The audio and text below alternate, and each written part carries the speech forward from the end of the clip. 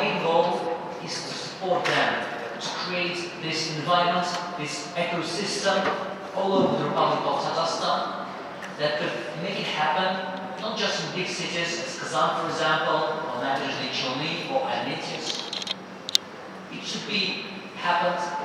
in the municipalities and districts, regions of the Republic of Tatarstan that you have never heard before as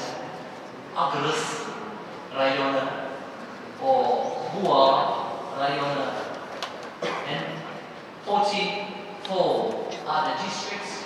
that actually are very rich because of their youth. Наша главная задача как Министерство по делам молодежи Республики Татарстан – это создать эту самую платформу,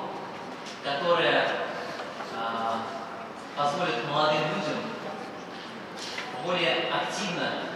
и смело предлагать идеи, связанные с преобразованием своей малой родины, своего района, своего села. Тот пример, который сегодня будет звучать на Конгрессе сельской молодежи,